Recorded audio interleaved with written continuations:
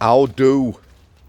So as I walk with my beautiful, shiny therapist, Stephen, I have a comedic tale, pun intended, today for you guys. A good day as a prison officer. Come on, come out of there, you little monkey, and walk that way. So, let me tell you about Bob. You need to know about Bob. Bob is a name I made up. It's to keep some anonymity to this young chap. Yeah, I've arrived on shift in the morning. We've had our handover. Handover, Stephen. What's handover? Handover is where we talk about patients on the healthcare. That is the hospital wing of Strangeways where I worked. Handover. Excuse me. The phone rotate. Won't rotate. Handover as opposed to hand job. Hand job, you know. Merchant banker. You know what I'm saying? That's rhyming slang. So Bob's on the healthcare. I know why Bob's on the healthcare. So go to Bob's cell. Hi Bob. I didn't really say hi Bob, but I knew him well. Let me tell you a little bit about Bob. He's a vulnerable prisoner. That don't mean he's a sex offender. This guy was vulnerable. He was easily led into mischief and quite often got in trouble. However, on the odd prison sentence, he was on the VP wing, the sex offenders wing. Not because he was a sex offender. Sometimes he was on normal location. Sometimes he was on the VP wing to keep him safe because of his vulnerabilities. He was a real vulnerable prisoner. And most cons knew him. And they knew why he was on the VP wing, so he didn't get in trouble. So he's on healthcare. So I said, Bob, I need a word. I need to search your cell. Why is that, Mr. S? He knew me well. I says, we need to keep you safe. Anyway, I removed him, because that's what you do. Give someone a rub down search, and we put him in a sterile area. I then went in his cell, and I removed all his toiletries. Underarm deodorant, shampoo, shower gels. Bagged them up, tagged them, and then went and got Bob and put him back in his cell. About 2 minutes later, he pressed his emergency cell bell button. Now, there are officers and knobs. Every time someone in cell, you have a bell, yeah, for emergencies. However, people would press it sometimes when they needed something. A lot of officers would walk up and go, what's the emergency? Not me. And when I say not the emergency, or what's the emergency, in a serious way, as in you're getting a warning for pressing that. Not me. But on this occasion I said to Bob, what's the emergency? Mr. Samworth, don't be like that. He says, you've taken all my toiletries. I said, yeah, we need to keep you safe. Now I'm going to go back. Approximately 12 hours. Stephen! He's off. He's off into the bushes.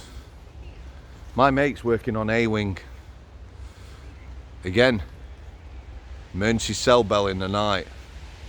Let me tell you about cell bells as well. When I worked in the private sector, which had been a new jail, on nights you were constantly answering bells. You had a lot of work to do and it was a pain in the arse. And people would take the piss out of you.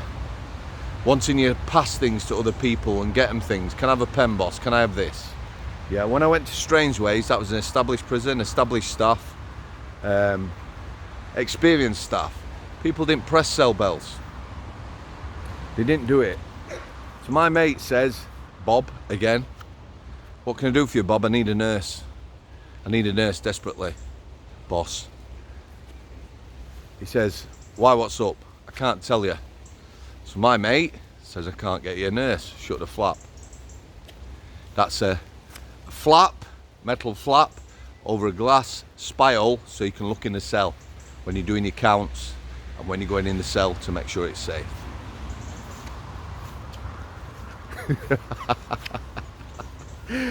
Oh dearie me. About 10 minutes later, Bob presses his emergency cell bell. Stephen! Stephen! Come here. What's this? Oh, he's off. He's off, bless him.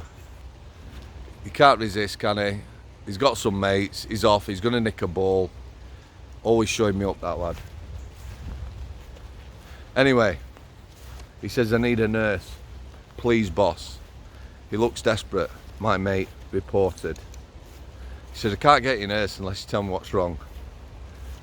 So he shows him. I can't even imagine. Anyway, my mate. Come on, kid. Hello. Oh, look at this chap here. Hello. What are we doing? Eh? Come on then.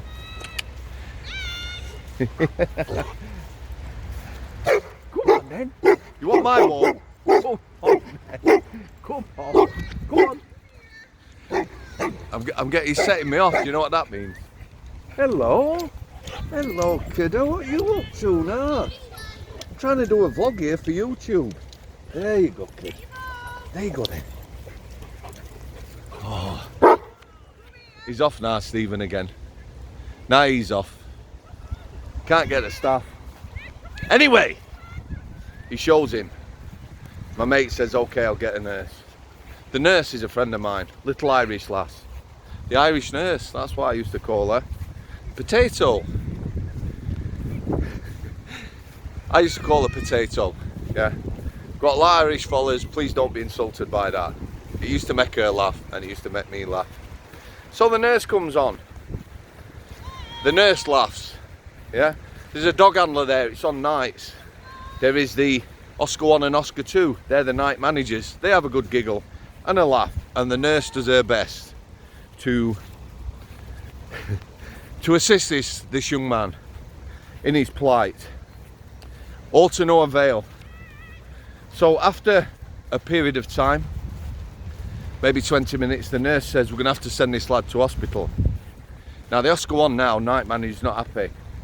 Send him to hospital is a risk. He's got to send staff and you're always short on nights. So the nurse said, if we don't send him to hospital, it could be very dangerous for him. And look, I'll just tell you, prison love, yeah, sex in prison. Most people in prison are merchant bankers, yeah?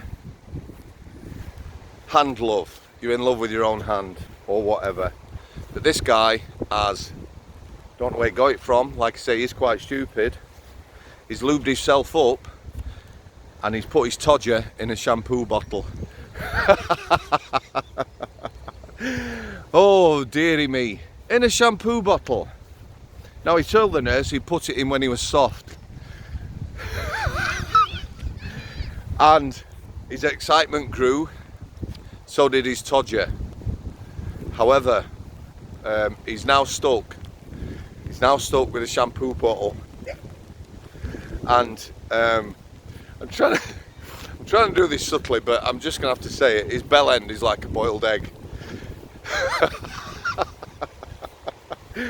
Inside the shampoo bottle, yeah. I can't even imagine. I don't know what she did to try and sort the problem out. However, he went to hospital.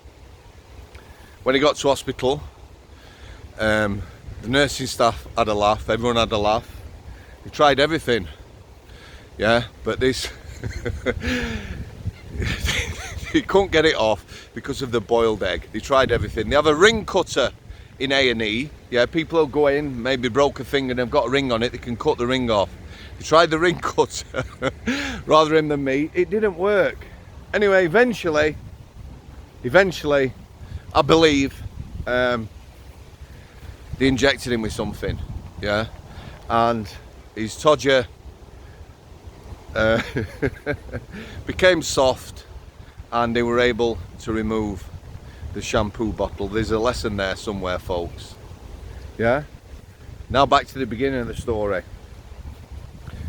When I went to Bob in the morning on the second pressing of his bell and he said, Mr. Samworth, why have you taken all my toiletries? I give him a nod and a wink and I said, we're keeping you safe, lad. And now you know what I'm talking about. Listen guys, it weren't all bad in the prison service. Lots of good times. I'm going to try and get on the boy, and it has rotated. Lots of good times, lots of dark humour. Bob the Knob, as he will always be fondly known, you know, went on to leave prison and hopefully Live a pain-free life. Listen, thanks for supporting the channel, guys. Like I said, I've been through a bit of a rough month. I'm back now. As a family, we are strong. We're all in a better place. My main man's looking after me. Stop eating grass, Stephen. You can have your ball. Here we go. Catch that. He is getting older, this lad. You missed it. Come here. Come here. Thanks for everyone who supports me on Patreon. Thanks for everyone who's bought me a brew. Wishing everyone all the very best, and thanks for the continued support as an amazing community. I'll see you.